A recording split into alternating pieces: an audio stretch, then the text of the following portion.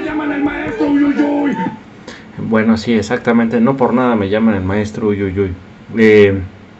Bueno, de lado eso, lo que voy a explicar aquí en este momento es entender exactamente de qué estamos hablando cuando hablamos de lenguajes de programación, de manera muy rápida y espero que sea extremadamente sencilla. Los lenguajes de programación están hechos para mover o poder controlar entonces las partes básicas de una microcomputadora. ¿De qué me estoy refiriendo con una microcomputadora? Bueno, una microcomputadora entonces se ha visto en varios libros, en varios autores han mencionado entonces que una microcomputadora va a estar compuesta entonces por estos 5 elementos. Sí, a ver, 1, 2, 3, 4, 5, sí, exactamente, son 5 elementos en donde van a ¿qué puede ser de en donde? Que van a ingresar entonces una cierta cantidad, un cierto tipo de datos, o van a ingresar datos y se van a obtener otros datos como salida. Internamente entonces va a estar conformado por unos dispositivos tanto de entrada, teclado, mouse, etcétera, dispositivos de salida, monitor, impresora, etcétera, no lo sé, bocinas. Y también entonces van a verse y dentro de esta computadora unos ciertos sistemas. ¿Cuáles van a ser estos sistemas o la parte importante? La unidad central de procesamiento o CPU, que va a ser exactamente lo que nosotros conocemos como microprocesador, que va a estar compuesto por dos entidades principales. Está compuesto por muchas otras cosas, o sea, existen una gran cantidad de cosas adicionales a este diagrama, pero de manera general y así muy generalizada, valga la redundancia, entonces va a estar conformada por un sistema de control, un control entonces que va a mantener controlado todo, porque es así un controlador extremo, necesita que todo esté controlado en todo momento. Y por otro lado la parte matemática, la parte que va a estar realizando siempre operaciones, la unidad aritmética lógica, que se conoce como ALU por las siglas en inglés, ¿no? El Arithmetic Logic Unit. Esta unidad aritmética lógica va a realizar dos tipos de operaciones que por supuesto están referidas por estas dos palabritas, ¿no? Unas operaciones aritméticas, suma, resta, división, multiplicación, y operaciones lógicas, hacer operaciones de y, o y no, de manera general, porque existen otras, ¿no? XOR y otras, ¿no? Pero bueno, de manera general ya solamente existen estas operaciones. Inclusive podríamos decir, que ahí dice aritmética, podemos decir entonces que las operaciones aritméticas se podrían llevar simple y sencillamente a unas sumas, ya que la computadora internamente siempre va a estar trabajando con en base binaria, ¿no? Entonces en base binaria muchas operaciones, inclusive la resta, en diferentes bases, ¿no? No estoy hablando exclusivamente de la base binaria, sino base decimal, base hexadecimal, en cualquier base. Todas las operaciones aritméticas parten de la resta. De manera general, ¿no? A lo mejor hay algún matemático me podría decir muchísimas palabrotas cuando yo digo esta cosa, pero bueno, para una computadora funciona así. Podría funcionar entonces también para el cerebro humano, no lo sé. Pero bueno, entonces vamos a tener esto que va a estar conformando entonces al microprocesador. Y finalmente, como el microprocesador es todo un caballero y no tiene memoria, se requiere de añadir una memoria adicional, que va a ser la memoria de acceso aleatorio, la ROM. Esta memoria entonces va a mantener unos ciertos datos que vengan de los dispositivos de entrada, algunos datos entonces que estén siendo procesados por la unidad aritmética lógica y que posiblemente la salida no le permita entonces, ahora sí digamos de nuevo, vale a la super redundancia, dar salida a estos datos el buffer o el camino que tienen que tomar estos datos no es lo suficientemente amplio para que puedan entonces salir estos datos procesados y por tanto se tienen que guardar en la memoria. Lo mismo pasa con la entrada, de que si hay una gran cantidad de datos de entrada se mantienen en memoria y después van a salir a la salida, ¿no? Qué cosa tan extraña, ¿no? Salir por las entradas o entrar por las salidas. Esto lo podemos ver entonces, por ejemplo, cuando nosotros nos están dando una gran cantidad de instrucciones. Si nos están dando una gran cantidad de instrucciones, de repente nosotros, en lugar de estarlas procesando para poder realizarlas, las tenemos que guardar en memoria. Primero, tírate en el suelo. Segundo, revisar si están cayendo bombas o microbombas nucleares del cielo. Tercero, ya que si están cayendo entonces estas bombas, mini bombas nucleares, me tenderé en el suelo y lo disfrutaré. Cosa muy extraña, ¿no? Pero bueno, así más o menos funciona. Si nos están dando una gran cantidad de instrucciones, tenemos que irlas almacenando nosotros en memoria mientras estamos haciendo el procesamiento. Estamos realizando esas operaciones una tras otra, pero mientras vamos manteniendo en memoria. Ay, me dijo el paso 2 este, me dijo el paso 3 este, me dijo el paso 4 este. Pero mientras voy haciendo el 1 en lo que voy recibiendo su información, ¿no? Porque me está diciendo, hazlo rápido. Entonces, tengo que trabajar mientras estoy recibiendo su información, manteniéndolo en memoria, para después entonces darle salida ya con eso. Los seres humanos, por supuesto, muchas veces no pueden realizar este tipo de operaciones de manera rápida, porque, bueno, de manera fisiológica, pues no estamos hechos como para poder realizar todas estas operaciones de manera inmediata, o poder realizar esta gran cantidad de operaciones, sobre todo matemáticas, aritmético-lógicas, de una manera así rápida y expedita, ¿no? Pero una computadora lo puede realizar perfectamente. Nosotros podemos realizar algunas otras operaciones de manera inmediata o hasta de manera inconsciente, que una computadora no podría realizar, ¿no? Se tardaría muchísimo tiempo en poder realizar. Aquí vamos a poner, pero bueno, entonces de esta manera está funcionando. Paso aquí. Está funcionando esto de la computadora. Así se va entonces a estar moviendo esta cosa de la computadora. Solamente con estos 5 pedacitos. O 5 pues elementos, ¿no? Unidades. Ahora, muy bien. Cada una entonces, ¿cómo vamos a poder entonces controlar? Valga otra vez la super redundancia, que no sé cuántas veces dije entonces. ¿Cómo vamos a poder controlar cada una de estas unidades? Bueno, con los lenguajes de programación. Aquí viene algo importante entonces. ¿Cómo convertirte en programador? Nivel básico. Programación desde cero. Domina la lógica de la programación y programa en cualquier lenguaje. Esto me lo robé. Vamos entonces a decir, de aquí quizá no estaría tan de acuerdo en alguna de estas cosas, pero la parte importante, bueno, a lo mejor no lo están colocando bien. La parte importante aquí es dominar entonces la lógica de programación. ¿Cómo yo voy a controlar estas cosas? De que tengo entonces que ingresar ciertos datos, mandarlos a lo mejor a un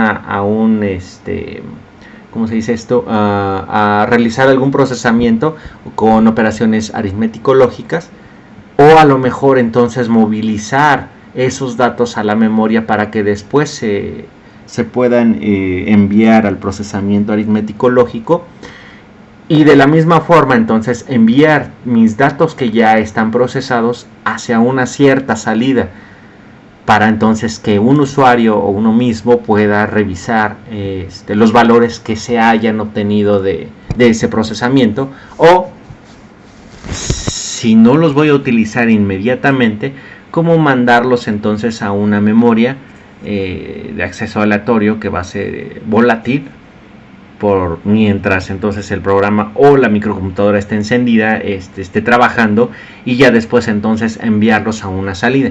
Por salida entonces no me estoy refiriendo solamente a entonces a un teclado, no, a una pantalla, a una impresora, sino también a un disco duro.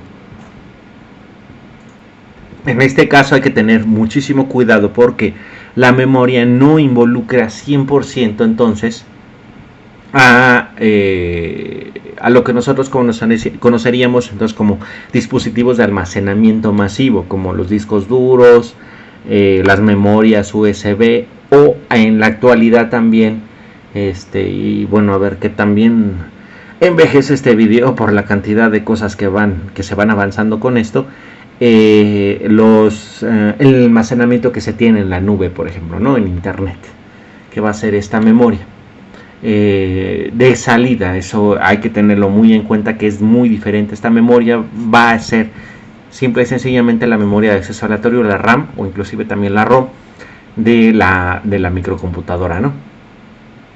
Entonces, bueno, ¿por qué dice aquí programar en cualquier lenguaje? Si nosotros dominamos la lógica de la programación, pues simple y sencillamente podemos irnos escalando a diferentes lenguajes.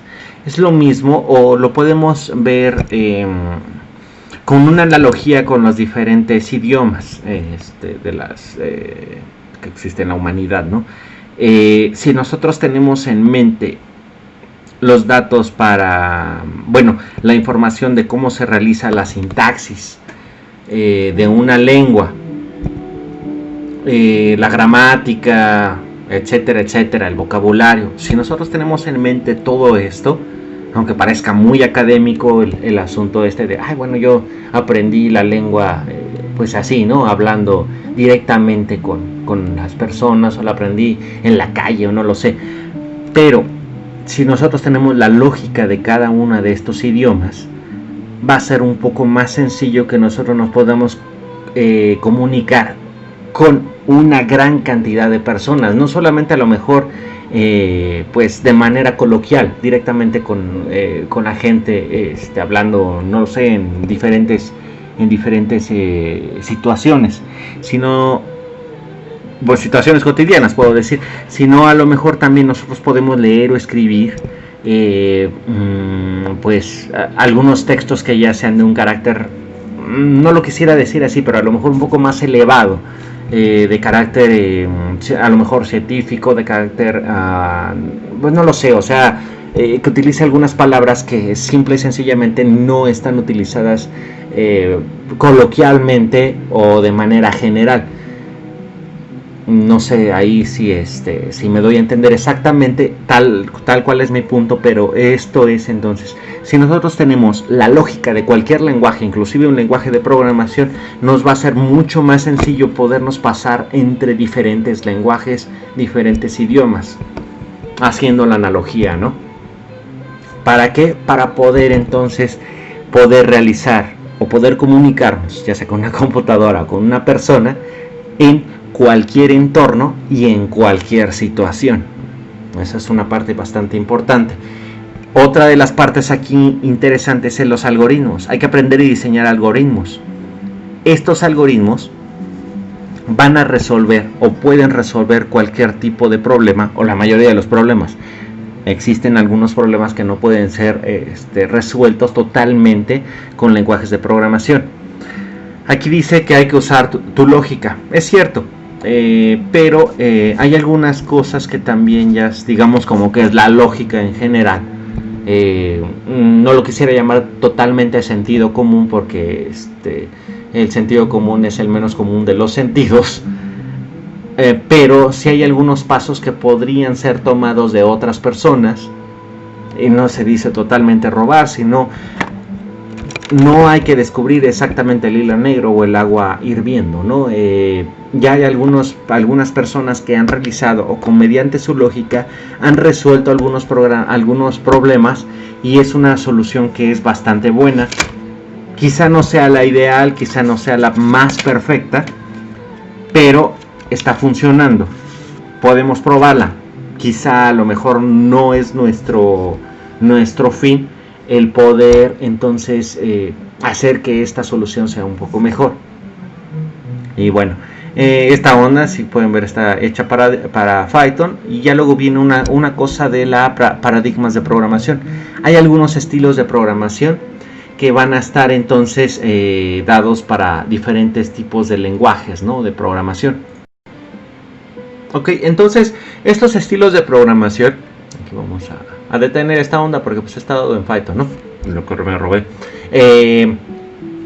Los paradigmas de programación entonces son diferentes estilos de usar la programación para resolver un problema, tal como dice aquí, ¿no?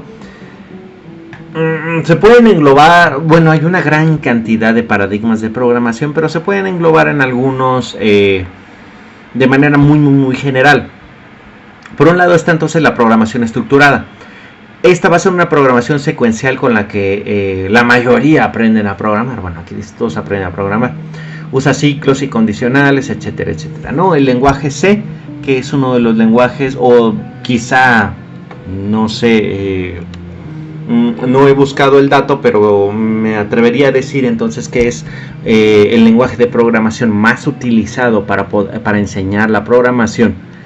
Es un lenguaje de programación estructurada y que entonces va a enseñar cuál es la lógica para seguir en estos diagramas de flujo o en estos algoritmos, en el que se incluye entonces ingreso de datos, salida de datos, movimiento en memoria, y dentro de esto se van a tener unas ciertas sentencias de control que van a estar dadas por sentencias que son cíclicas, que van a realizar elementos durante n veces, n más un veces, n menos un veces, no lo sé, y también otras que van a tener mucho que ver con la lógica para ver entonces, ver y tomar decisiones, ¿no?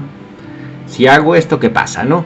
Si se cumple entonces esta cosa, o si no se cumple esta cosa, voy a realizar cierto objetivo o voy a realizar cierto proceso. En la programación estructurada está un poco, bueno, iba a decir muy casada, pero tampoco se está muy cercana a lo que es la programación funcional. ¿Por qué razón? Entonces, esta programación estructurada, a lo mejor un programa muy complejo se va a dividir entonces, ayer lo estoy moviendo aquí, se va a dividir entonces en tareas pequeñas que son ejecutadas por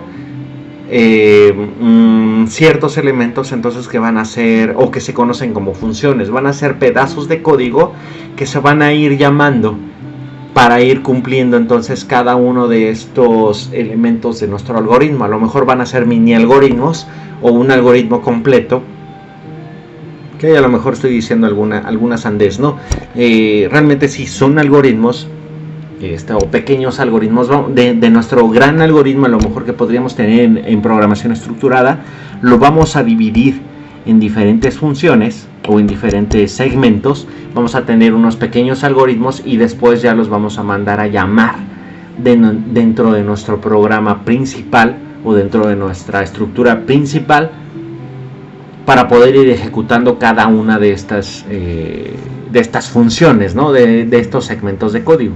Más o menos entonces así funciona, valga la super redundancia, la programación funcional.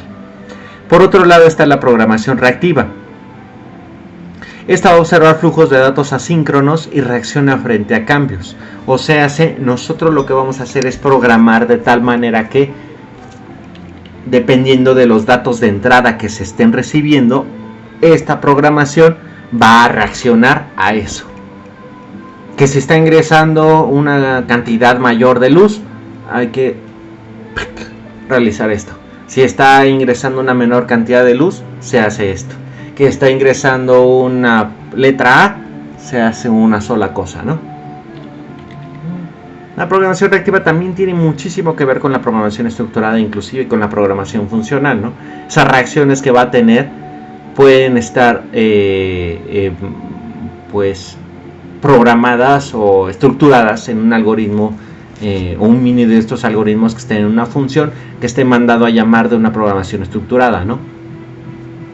Y finalmente está la programación orientada a objetos, la cual divide los componentes del programa en unas entidades que se llaman objetos, que van a tener datos y comportamientos que se van a comunicar entre sí, y esto es bastante importante.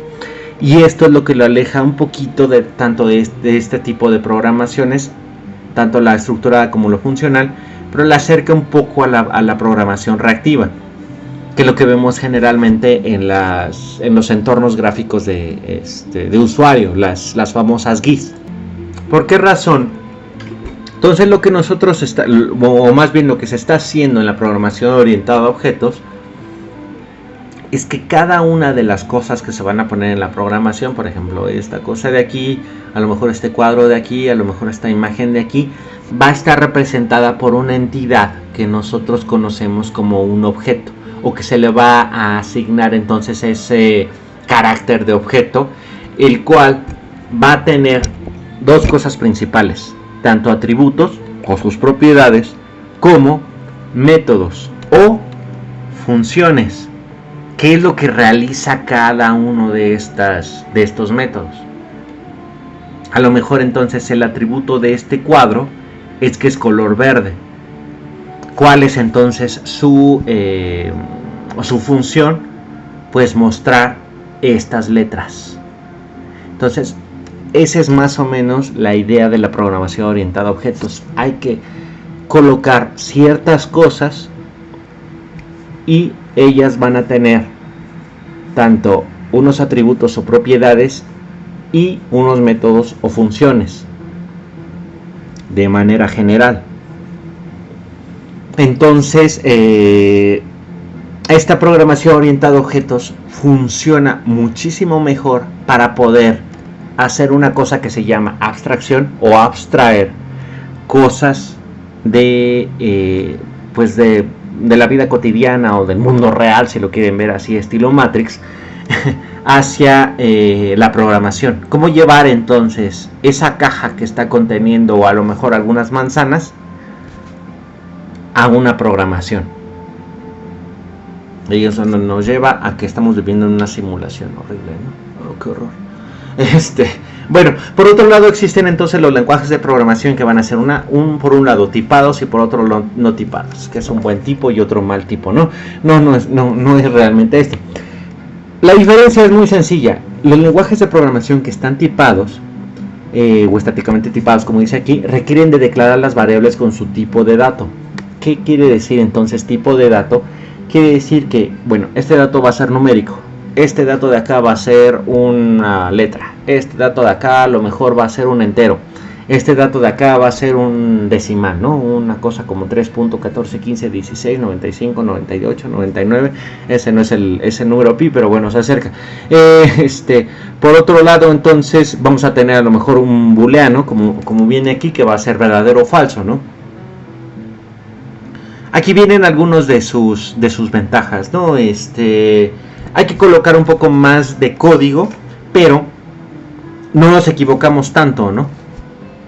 El compilador entonces, en el momento en que nosotros estamos pasando, y ahí viene un parteaguas. ¿Qué es un compilador? Ese compilador entonces de nuestro lenguaje, de un humano, lo va a pasar cuando nosotros estemos escribiendo nuestro programa, como este sujeto de aquí, lo va a pasar al lenguaje que entiende la microcomputadora y sobre todo al lenguaje que entiende esta entidad de aquí, el control. ¿Va? También vamos a saber dentro de la programación funcional, se puede saber qué tipo de dato va a regresar esa función. ¿Por qué razón? Nosotros estamos dividiendo el programa en tareas pequeñas. Podemos a lo mejor generar una función que me esté diciendo cómo hacer una multiplicación, pero cuando yo le ingreso, por ejemplo, esa multiplicación va a recibir como datos o le vamos a enviar, o nosotros tenemos que recibir, si lo vemos desde nuestro lado,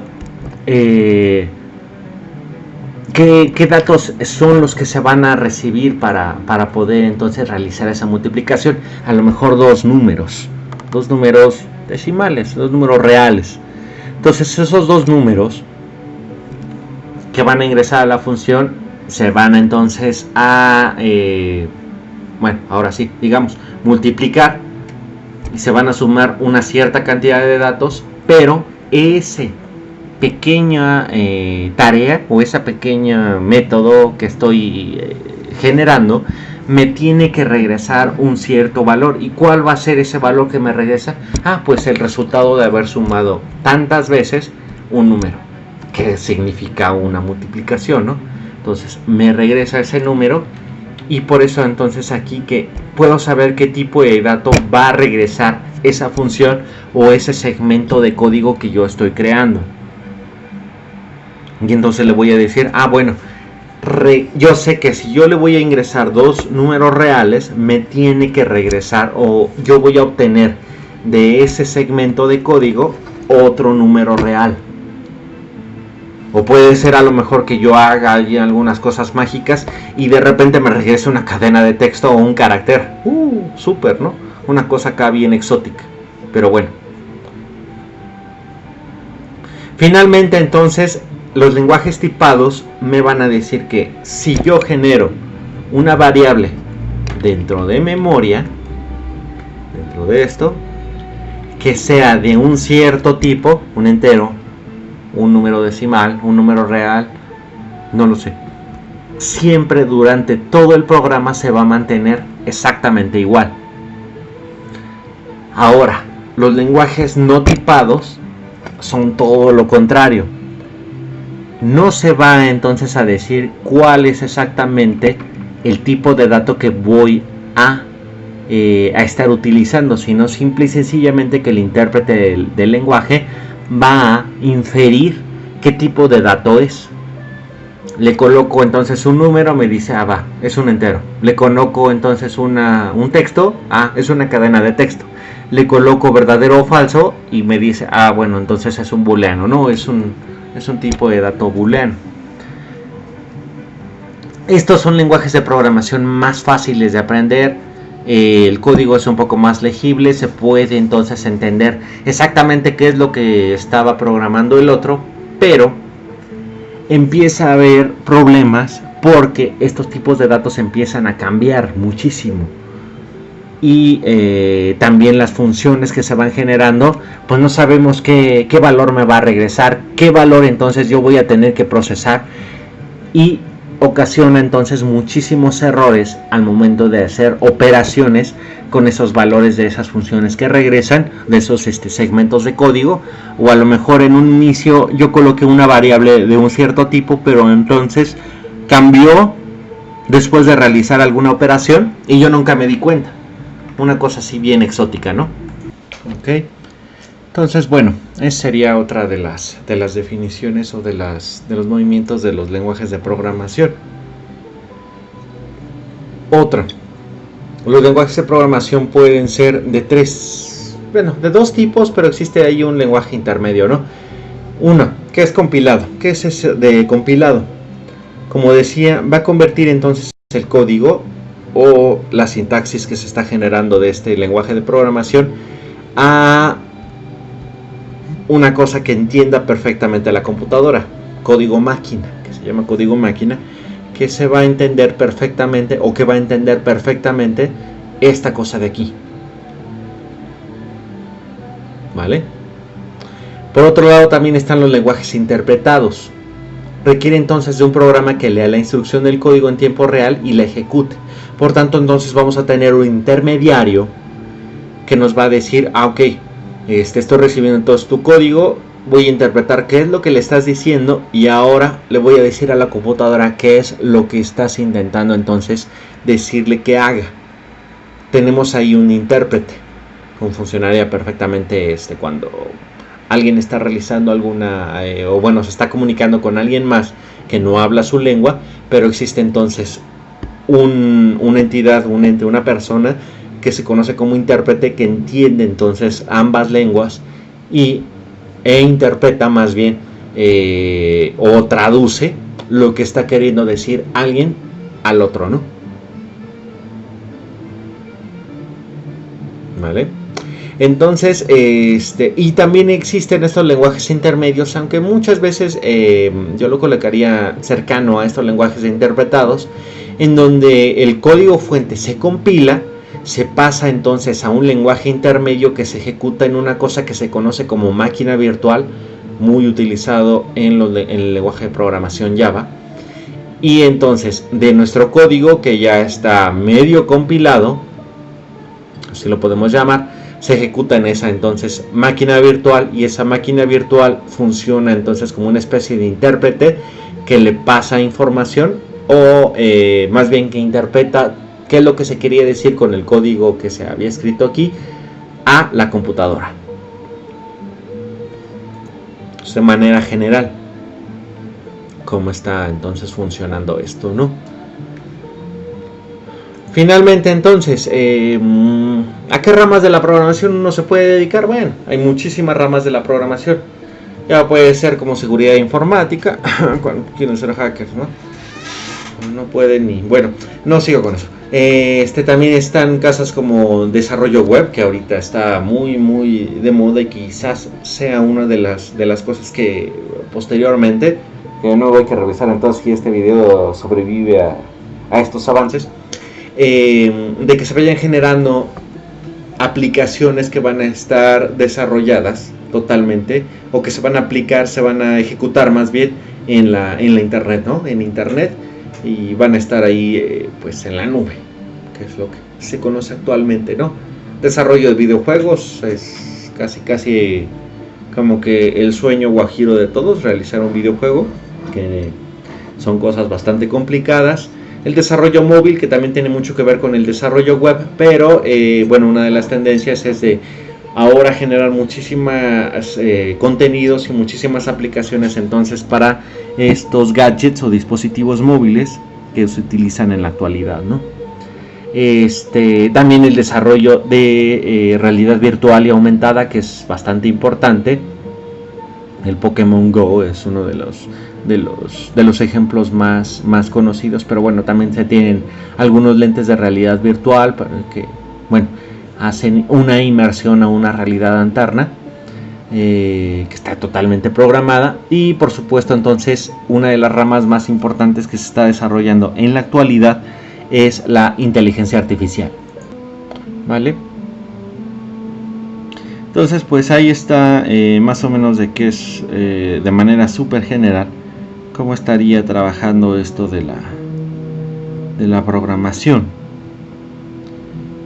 Y ahora entonces sería cuestión, ahí ya termina entonces esta cosa, sería cuestión entonces de revisar, o bueno, aquí abajo voy a poner un enlace a este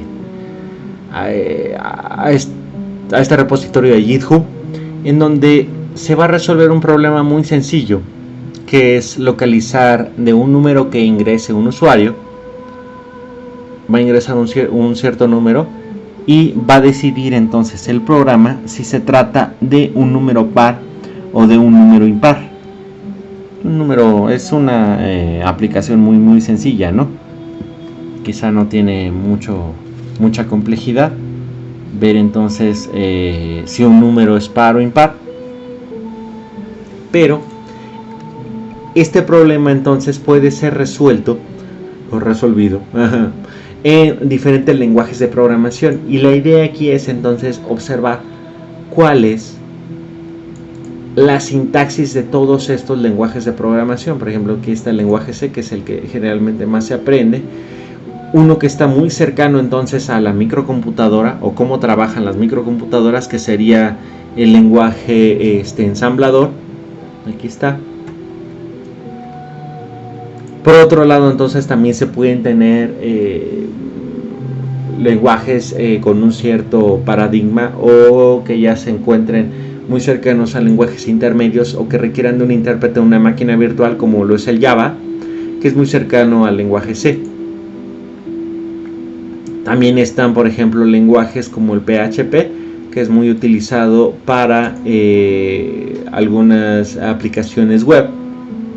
El lenguaje R, que es utilizado entonces para ciencia de datos o para aplicaciones estadísticas, sobre todo. Un lenguaje muy utilizado en la actualidad, como es Python, que tiene un cierto ahí sentido, ¿no? También, por ejemplo, lenguajes orientados a objetos como el C++, que está muy cercano al lenguaje C. Lenguajes similares al Java, pero que también tienen un cierto sentido del lenguaje C, como es el C Sharp, o el C gatito, o el C hashtag, como quieran ver, o el do sostenido. También está entonces lenguajes nuevos como el lenguaje Rust, por ejemplo, que es uno de los lenguajes que pinta ser de los más utilizados posteriormente, bueno, en un futuro. Lenguajes también viejos como el BASIC, bastante sencillo, ¿no? Por eso se llama BASIC.